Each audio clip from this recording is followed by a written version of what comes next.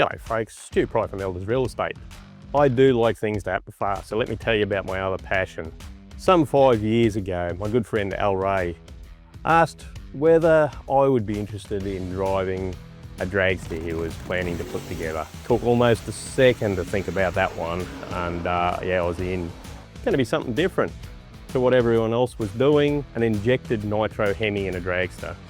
And whilst these are really popular in the States, there isn't too many of them running in Australia. So we, and when I say we, I mean he, put together a car out of bits and pieces. I just made an appearance every so often. So it was an old retired top fuel dragster, a 9-inch diff out of something else, an old cast Keith Black block, crank, rods and pistons from God knows where, and a set of old fuel heads, an old fuel clutch, and a Lenco transmission.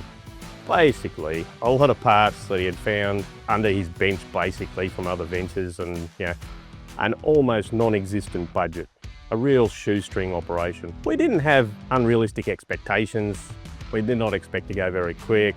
Really just hoping one day to be able to run in the Outlaws field with, a mid-6 second pass. We didn't have a clue what we were doing. We did know it wasn't the best of parts or the right combination, but he went out and started having a bit of fun and learning along the way. We have pretty much learnt everything not to do. I'm sure that there were many laughing at our efforts. Fact is, we were out there having a go and having some fun doing it.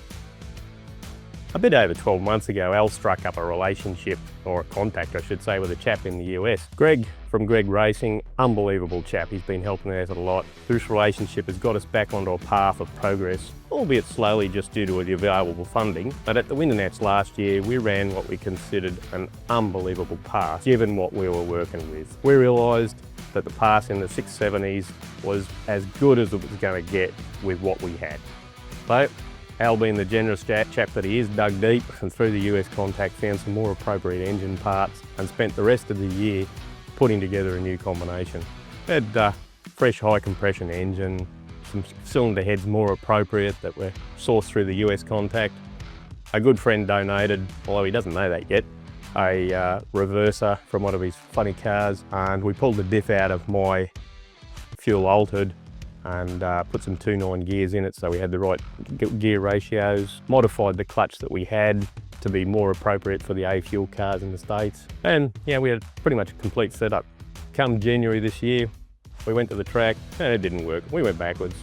Somewhat dejected, considering we kind of expected it to be monster. So I let the mad scientist go back to the shed. That's Al, the mad scientist. With assistance from the US connection, went through everything, found a pile of minor things and perhaps some not so minor as well. We shan't talk about that. End result, first pass on Saturday, 5th of April. Burnout a bit uncomfortable as it turned a bit sideways in the drift, in the skid, but it left pretty good, and we staging procedure, pretty much standard, top bulb on, pull the pump on the high side into full stage and go. Didn't feel overly spectacular, but didn't seem to be dropping cylinders. So I was pretty much convinced that I was going to run it and determined to run it full track. I did note that it seemed to be going quite quick, and having never really driven it full track before, I lifted early, 5.1 seconds actually, and got the chutes out, and yeah, maybe I got a little scared. Brakes worked fine, chutes worked fine, did their job, so confidence restored there. The run didn't seem overly quick, but it was smooth for the first time. And I was just chatting with one of the other drivers down the bottom end waiting for the crew to turn up. When they advised me that we'd run a 587 at 226 mile an hour, I just didn't believe them. Bullshitting. Took a bit of convincing, but one hell of a result. I believe Al did a little bit of a jig on the start line, I'm told, and there was certainly excitement back in the pits. We then followed that up later in the day with a 581 at 251 mile an hour, which felt a bit skatey and still very lazy off the line. We at last have something we can be truly proud of as a team and still believe it has a good bit left in it yet. The video looked pretty impressive for the crowd, so that's a big thing. And whilst we do have some fantastic sponsors, special thanks to the folks at Royal Precision Lubricants that have been with us long term with the whole team. It would be nice if we could actually come up with a considerable cash injection so that we can go really quick. Lastly, a big thanks to Al for letting me drive the beastie. the whole crew, Dave, Ryan, Steve, Peanut, Ty, Kate, my daughter Mel, and everyone who has helped along the way. And of course, to my beautiful wife Dinah for tolerating me. Looking forward to more impressive runs to come. Catch you soon, Stu Pryor.